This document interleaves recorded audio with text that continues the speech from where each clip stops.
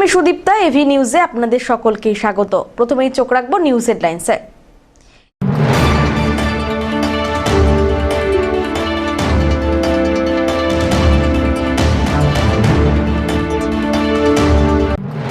উত্তরবঙ্গের জন্য এক অভিনব পাওনা, উদ্বোধন হলো কলকাতা হাইকোর্টের জলপাইগুড়ি সার্কিট বেঞ্চের।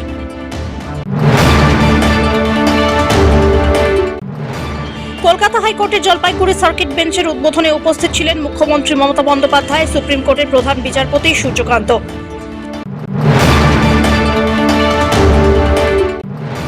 একদিকে কলকাতা হাইকোর্টের জলপাইগুড়ি সার্কিট বেঞ্চের উদ্বোধনে শহরে মুখ্যমন্ত্রী, অন্যদিকে কেন্দ্রীয় ট্রেড ইউনিয়নের মিছিলে সরগরম গোটা শহর। এবার আসছে বিস্তারিত সংবাদে। উত্তরবঙ্গবাসীর দীর্ঘদিনের দাবি ও প্রতীক্ষার অবসান ঘটিয়ে শনিবার জলপাইগুড়িতে কলকাতা হাইকোর্টের সার্কিট বেঞ্চের উদ্বোধনকে ঘিরে আলাদা আবহ জলপাইগুড়ি জুড়ে। রাজ্য সরকারের 501 কোটি টাকা বরাদ্দে নির্মিত এই আধুনিক ভবনটি উত্তরবঙ্গের বিচার ব্যবস্থায় এক নতুন দিগন্তের সূচনা করবে বলে মনে করা হচ্ছে। কলকাতা হাইকোর্টের জলপাইগুড়ি সার্কিট বেঞ্চের উদ্বোধনে উপস্থিত রয়েছেন মুখ্যমন্ত্রী মমতা বন্দ্যোপাধ্যায়, সুপ্রিম কোর্টের প্রধান বিচারপতি সূর্যকান্ত সহ 5টি হাইকোর্টের প্রধান বিচারপতিরা। জানা গেছে, আসাম মোড় এলাকায় হেলিকপ্টার থেকে নামেন সুপ্রিম কোর্টের প্রধান বিচারপতি সূর্যকান্ত। এরপর সড়ক পথে কলকাতা হাইকোর্টের সার্কিট বেঞ্চে পৌঁছন তিনি। 2019 সাল থেকে জলপাইগুড়ি রেল স্টেশন সংলগ্ন জলপাইগুড়ি জেলা পরিষদের বাংলোতে অস্থায়ীভাবে এই বেঞ্চ চালু হয়।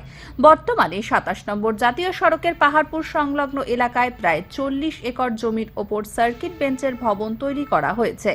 বর্তমানে কোচবিহার, জলপাইগুড়ি, আলিপুরদুয়ার, কালিম্পং ও দার্জিলিং জেলা এই সার্কিট বেঞ্চের অন্তর্গত রয়েছে। এই সার্কিট বেঞ্চের ফলে জলপাইগুড়ির আর্থ-সামাজিক উন্নয়ন হবে।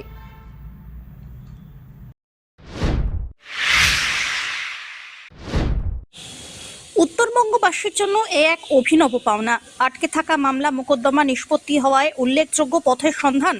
দীর্ঘ প্রতীক্ষার অবসান ঘটিয়ে শনিবার আনুষ্ঠানিক উদ্বোধন হলো কলকাতা হাইকোর্টের জলপাইগুড়ি সার্কিট বেঞ্চের স্থায়ী পরিকাঠামোর। 2012 সালে শিলান্যাস হওয়ার পর এদিন এই গুরুত্বপূর্ণ বিচারিক পরিকাঠামোর উদ্বোধন ঘিরে জলপাইগুড়ি তথা সমগ্র উত্তরবঙ্গে উৎসবের আবহ। উদ্বোধনী অনুষ্ঠানে উপস্থিত ছিলেন সুপ্রিম কোর্টের প্রধান বিচারপতি সূর্যকান্ত, মুখ্যমন্ত্রী মমতা বন্দ্যোপাধ্যায়, সুপ্রিম কোর্টের একাধিক বিচারপতি, কেন্দ্রীয় আইনমন্ত্রী অর্জুন রাম মেঘওয়াল সহ রাজ্য এবং কেন্দ্রের বিশিষ্ট অতিথিরা।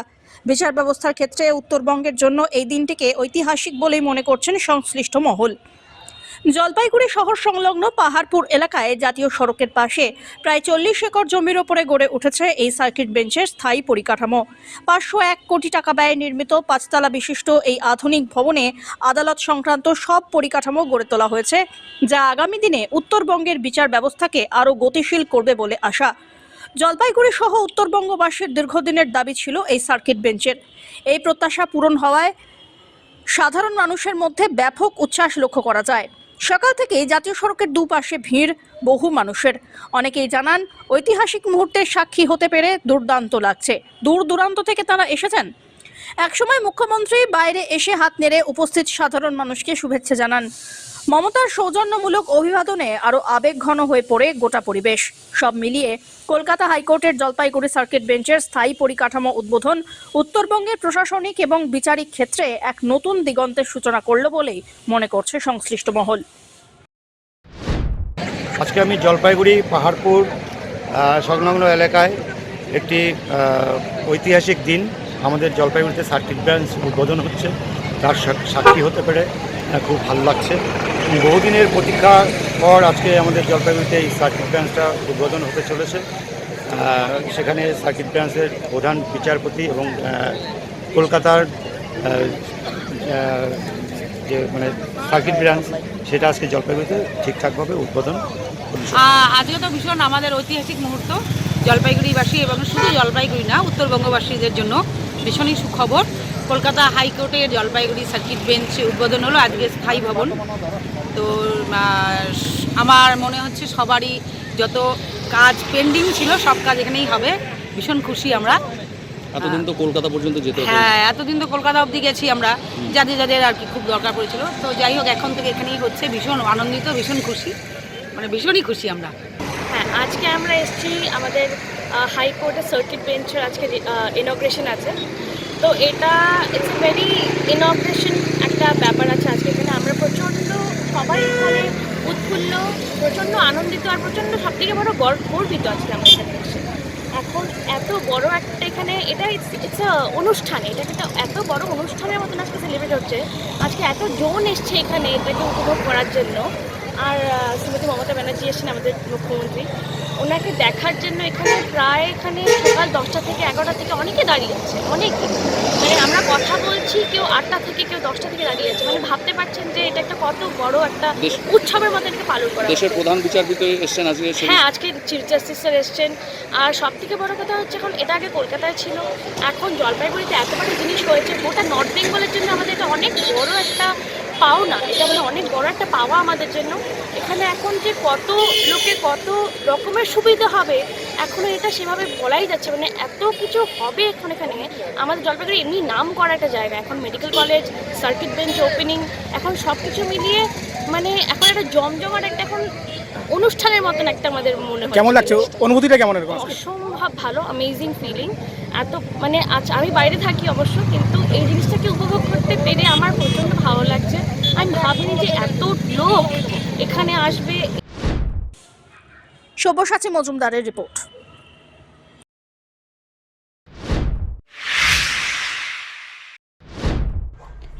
তৃণমূলের কোনো কৃতিত্ব নেই। জলপাইগুড়িতে কলকাতা হাইকোর্টের সার্কিট বেঞ্চ স্থাপন প্রসঙ্গে এমন দাবি কেন্দ্রীয় আইনমন্ত্রী অর্জুন রাম মেঘওয়ালের।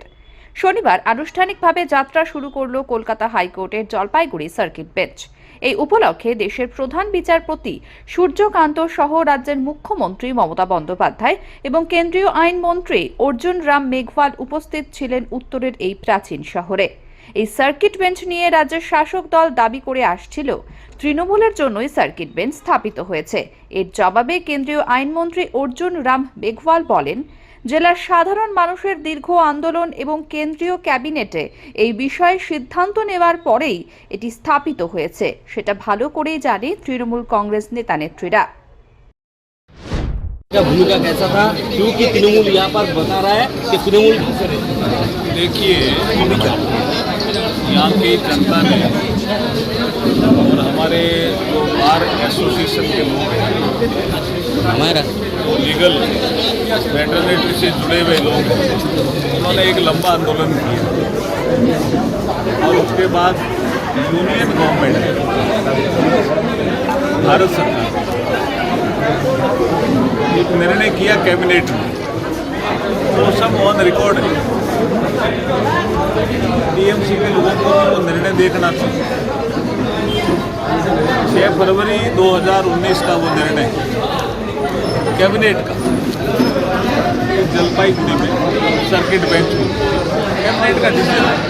उसके बाद 8 फरवरी 2019 को या फाउंडेशन स्टोन लेवा, जिसको हम भूमि पूजन का कार्यक्रम कहते हैं, वो भी प्रधानमंत्री श्री नरेंद्र मोदी जी ने किया। उसके बाद आगे की कार्रवाई बढ़ी, डिजाइन अप्रूव हुआ होगा, बजट का लोकेशन हुआ होगा, तो इम्प्लीमेंटिंग एजेंसी तो जहाँ भी राज्य सरकार होती है वो राज्य सरकार ही होती है। ये तो हमारा एक सिस्टम है संविधान के तहत, केंद्र और राज्य के बीच में संघीय व्यवस्था बना रखी है हमारे संविधान निर्माताओं ने। इसलिए निर्णय करना, डिसीजन लेना और जनता को राहत दिलाने की दिशा में निर्णय लेना वो नरेंद्र मोदी जी ने किया। तृणमूल बहुत सारा फ्लेक्स लगा रहा है, बता रहा है, माइकिंग कर रहा है। देखिए, ये तो कई ऐसी योजनाएं हैं जिसमें हम पैसा भी देते हैं, फिर भी वो कहते हैं ये तो ममता जी का बजट है। उसका क्या करें, वो तो जनता भी सबक सिखाएगी इन सब चीज़ों के लिए। चुनाव जो आएगा उसमें सबक सिखाएगी। অমিত বণিকের রিপোর্ট, এভি নিউজ।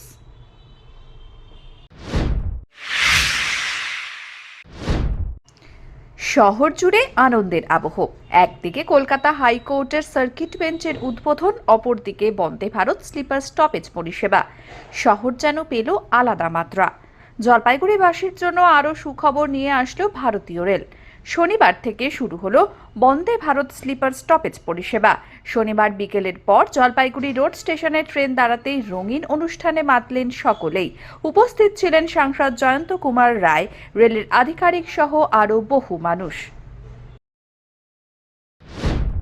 দেখুন, আমাকে অনেকে বলছিল বন্দে ভারত এক্সপ্রেস মানে স্লিপার যেটা সেটা দাঁড়াচ্ছে না বলে আমাকে অনেক কথা শুনিয়েছেন বলে হ্যাঁ জয়ন্ত রায় থাকতেও কেন হচ্ছে না।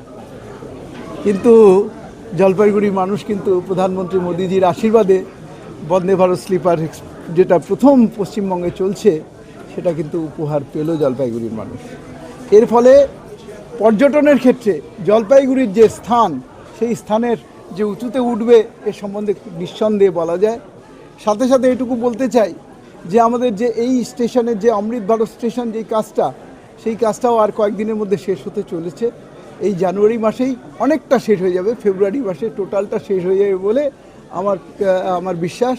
আমি ডিএন এখানে সিনিয়র ডিএন সাহেব আছেন, ডিভিশনাল ইঞ্জিনিয়ার সাহেব, ওনাকে বলেছি যে ইমিডিয়েটলি যত তাড়াতাড়ি সম্ভব আপনি করুন, এটা যাতে মার্চের মধ্যে আমাদেরকে পাবলিককে হ্যান্ডওভার করতে পারেন সেটার চেষ্টা করুন। উনি আমাকে বলেছেন যে হ্যাঁ আমরা চেষ্টা করছি, আমরা হয়তো পেরে যাব এই মাসেই, সামনের মাসের মধ্যে আমরা শেষ করে দেব। অমিত বণিকের রিপোর্ট, এভি নিউজ।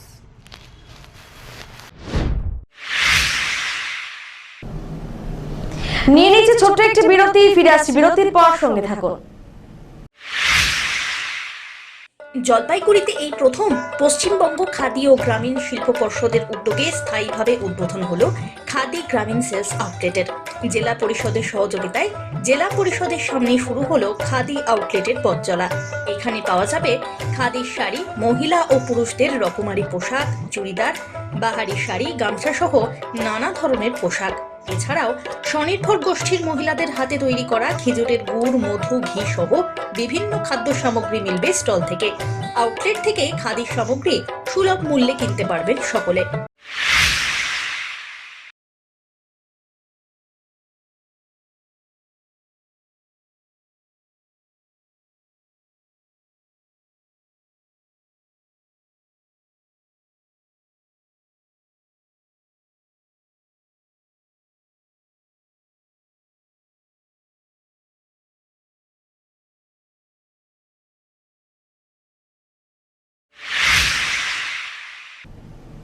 ফিরে এলাম বিরতির পর। একদিকে কলকাতা হাইকোর্টের জলপাইগুড়ি সার্কিট বেঞ্চের উদ্বোধনকে কেন্দ্র করে শহরে উপস্থিত মুখ্যমন্ত্রী, অপরদিকে কেন্দ্রীয় ট্রেড ইউনিয়নের মিছিলে সরগরম শহর।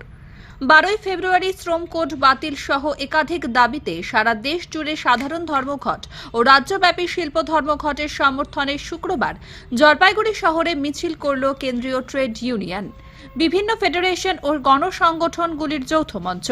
এদিন সন্ধ্যায় জলপাইগুড়ি শহরের সিআইটিইউ জেলা দপ্তর সুবোধ সেন ভবন থেকে মিছিলের সূচনা হয়। মিছিলটি শহরের বিভিন্ন পথ পরিক্রমা করে পুনরায় জেলা দপ্তরে এসে শেষ হয়। মিছিল চলাকালীন শ্রমিক স্বার্থ রক্ষায় একাধিক দাবিতে মুখরিত হয় শহরের রাজপথ।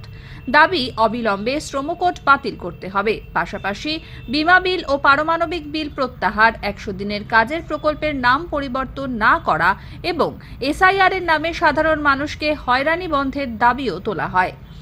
এদিনের মিছিলে উপস্থিত ছিলেন সুভাষিস সরকার, কৃষ্ণ সেন, জীবন সরকার, মৃণাল রায়, প্রদীপ কর্মকার, বিপ্লব ঝা, দীপক সরকার, সুশান্ত নিয়োগী, রুবিনা মুন্ডা সহ একাধিক শ্রমিক নেতা ও কর্মীরা। আপনারা সবাই জানেন যে কেন্দ্রীয় সরকার তারা শ্রমিক আইনগুলোকে বাতিল করে দিয়ে 4টি শ্রম কোড সেটা হচ্ছে লাগু করেছে এবং এর ফলে শ্রমিকদের ওপরে একটা অসহনীয় চাপ তৈরি হবে। শ্রমিকদের যে অধিকার, শ্রমিকদের যে কাজ করার অধিকার, তাদের মজুরির অধিকার, তাদের যে ধর্মঘট করবার অধিকার, তাদের ইউনিয়ন করবার অধিকার, সেটাকে খর্ব করার চেষ্টা হচ্ছে এবং শ্রমিকদের যে 8 ঘন্টার কাজের অধিকার সেটাকে বাদ দিয়ে নতুন করে কোথাও 12 ঘন্টা, কোথাও 15 ঘন্টা, কোথাও 16 ঘন্টা কাজ করানো হবে, এই আইন তারা নিয়ে এসছে। ফলে তার বিরুদ্ধে এবং হচ্ছে যে বিমা বিল এবং হচ্ছে যে পারমাণবিক বিল এবং সেই সঙ্গে 100 দিনের কাজের যে নাম পরিবর্তন এবং 100 দিনের কাজের যে গুরুত্ব হ্রাস, তার বিরুদ্ধে আগামী 12ই ফেব্রুয়ারি সারা দেশ জুড়ে সাধারণ ধর্মঘট অনুষ্ঠিত হতে চলেছে। কিন্তু আমরা দেখছি যে আমাদের রাজ্যে 12ই ফেব্রুয়ারি যেহেতু উচ্চ মাধ্যমিক পরীক্ষা মাধ্যমিক পরীক্ষা রয়েছে, সে কারণেই আমাদের রাজ্যের ক্ষেত্রে যেটা কেন্দ্রীয় ট্রেড ইউনিয়ন এবং ফেডারেশনগুলি তারা মিলিতভাবে যে সিদ্ধান্ত নিয়েছে সেটা হচ্ছে আমাদের রাজ্যে 12ই ফেব্রুয়ারি শিল্প ধর্মঘট হবে। ফলে সেই শিল্প ধর্মঘটের সমর্থনে এবং সারা দেশ জুড়ে যে সাধারণ ধর্মঘট তার সমর্থনে আজকে হচ্ছে জলপাইগুড়ি শহরে আমাদের মিছিল সংগঠিত হচ্ছে। আমাদের যে দাবিগুলো কেন্দ্রীয় সরকারের বিরুদ্ধে, কেন্দ্রীয় সরকারের যে কালা আইনগুলোর বিরুদ্ধে আমাদের যে লড়াই, সেই লড়াইকে এগিয়ে নিয়ে যেতে আজকের মিছিল। সব্যসাচী মজুমদারের রিপোর্ট, এভি নিউজ।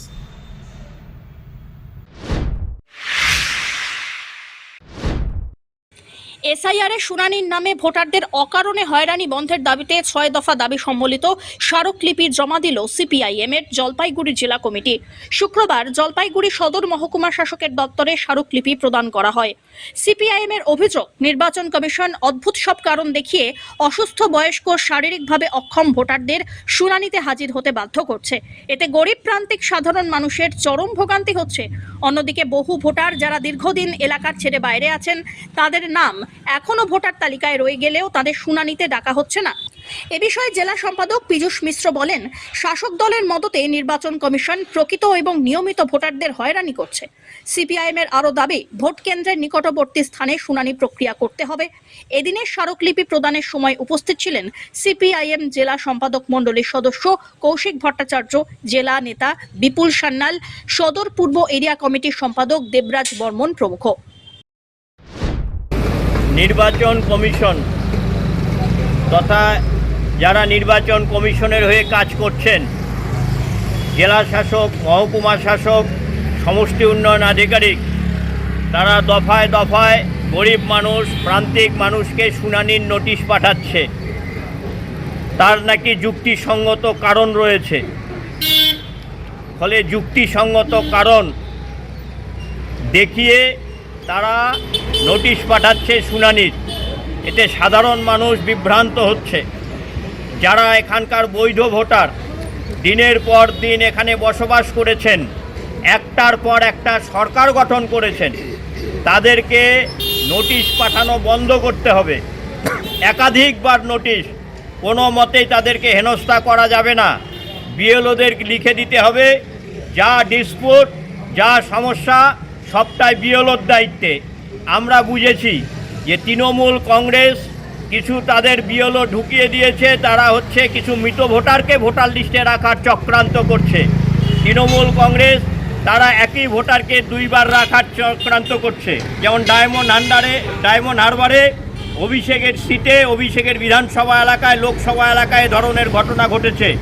যারা মৃত তাদের নাম বাদ দিতে হবে। দুর্নীতিগ্রস্ত যারা কোনো মতেই দুর্নীতির উপায় নিয়ে ভোটার লিস্টে নাম তোলা যাবে না। একই ভোটারের নাম দু জায়গায় রয়েছে, বাদ দেওয়া যাবে। কিন্তু বৈধ ভোটার ভারতবর্ষে যার অবস্থান রয়েছে, কোনো কৃষক, কোনো শ্রমিক, কোনো চা বাগানের শ্রমিক, পরিযায়ী শ্রমিক, প্রান্তিক মানুষের নাম বাদ দেওয়া যাবে না।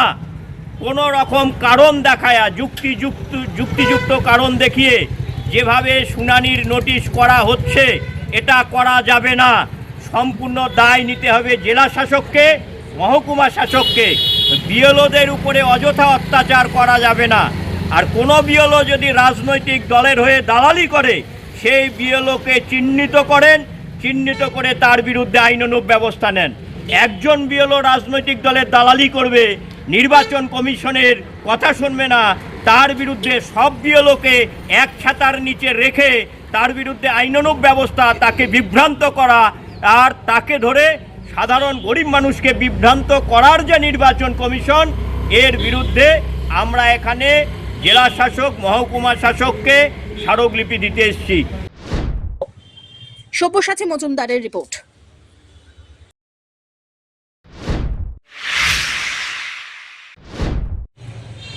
শীতের সময় আপেল কুলের চাহিদা থাকে বেশ তুঙ্গে। এবারও তার ব্যতিক্রম নয়।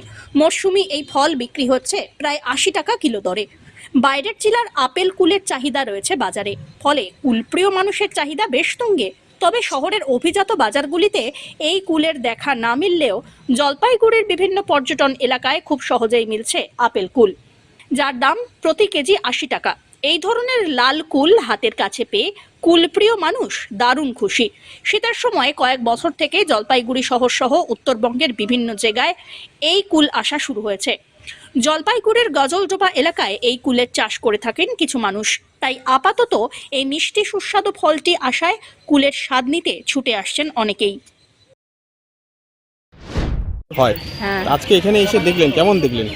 খুব ভালো লাগলো, ফাঁকা জায়গা, অনেক শালবন, সেগুন গাছ, আর সবজিও খুব সস্তা, খুব মানে পছন্দসই জিনিস। তার মাঝখানে এটা কি দেখলেন? তার মাঝখানে তো এটা সেই ভালো লাগলো, এটা কালারফুল, হ্যাঁ এরকম আপেল কুল বেশ কালারফুল দেখছি, খুব ভালো লাগলো। নিচ্ছেন? হ্যাঁ দেখি, দামে পোষালে নিব। আচ্ছা, নতুন দেখলেন? হ্যাঁ নতুনই মনে হচ্ছে, নতুনই, এরকম কালার তো দেখিনি আগে, আমার চোখে নতুনই মনে হচ্ছে। এই এই যে কালারটা আমার চোখে তো নতুনই মনে হচ্ছে। না, এটা অনেক 2-3 বছর ধরে উঠছে এই কালারটা। এটা হচ্ছে নারকেল কুল, আপেল কুল। কি কুল নিয়ে? এটা হচ্ছে আপেল কুল। আপেল কুল আমাদের এখানকারই বাগান। কোথাকার? এই যে আমাদের চরে ফলাইছে। কেমন বিক্রি আর খেতে কেমন? খেতে মিষ্টি আছে, ভালো মিষ্টি আছে। মানে শীত থেকেই শুরু? হ্যাঁ, শীত থেকে শুরু। কত করে বিক্রি করছেন? এখানে বিক্রি হচ্ছে 80 টাকা, 90 টাকা। কিছুদিন আগে 100 টাকা বিক্রি করলাম, কিছুদিন আগে 100 টাকা বিক্রি করলাম। এখন কি নতুন ফল? নতুন না, ফল চলতেছে, পাকতেছে, ছিঁড়াচ্ছে, নিয়ে আসতেছি। অমিত বণিকের রিপোর্ট।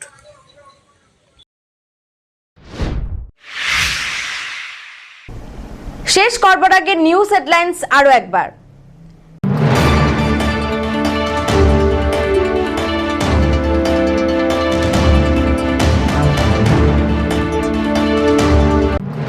উত্তরবঙ্গের জন্য এক অভিনব পাওনা, উদ্বোধন হলো কলকাতা হাইকোর্টের জলপাইগুড়ি সার্কিট বেঞ্চের।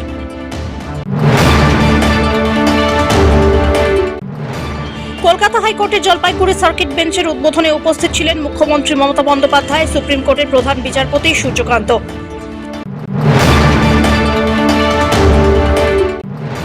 একদিকে কলকাতা হাইকোর্টের জলপাইগুড়ি সার্কিট বেঞ্চের উদ্বোধনে শহরে মুখ্যমন্ত্রী, অন্যদিকে কেন্দ্রীয় ট্রেড ইউনিয়নের মিছিলে সরগরম গোটা শহর।